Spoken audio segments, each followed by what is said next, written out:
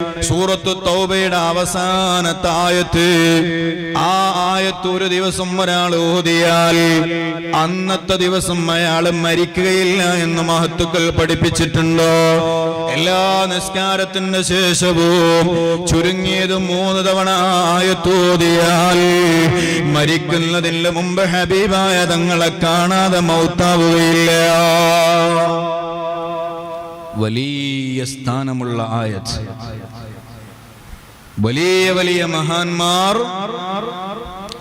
നിസ്കാരങ്ങളുടെ ശേഷം എന്ത് തിരക്കുണ്ടെങ്കിലും മാറ്റിവെക്കാതെ ജീവിതത്തിന്റെ ഭാഗമാക്കിയ ആയത്ത് അതാണ് സൂറത്തു തൗബയിൽ നബി സല്ലല്ലാഹു അലൈഹി വസല്ലം തങ്ങളുടെ മഹത്വം പറയുന്ന ഒരു ആയത്ത്.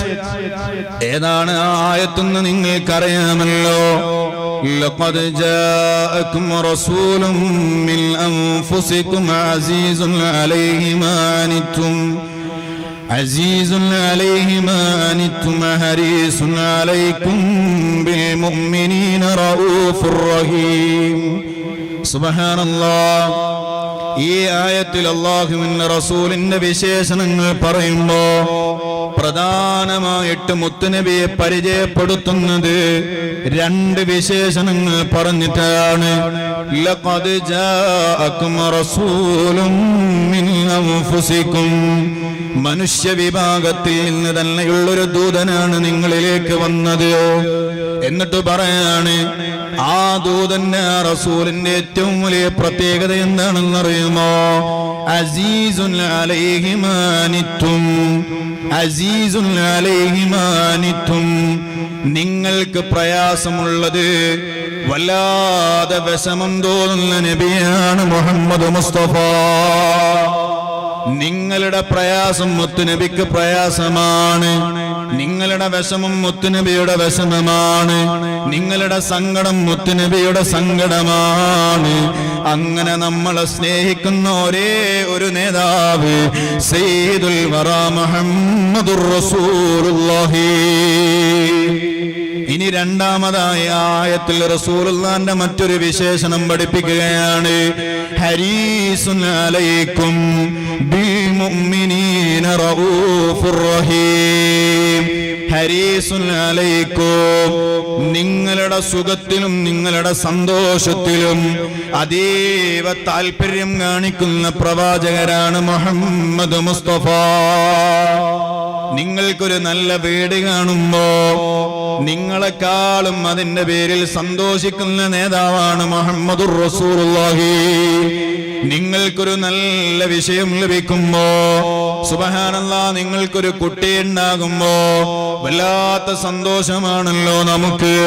നമ്മുടെ ഭാര്യയ്ക്ക് സന്തോഷമാണ്, മാതാപിതാക്കൾക്ക് സന്തോഷമാണ്.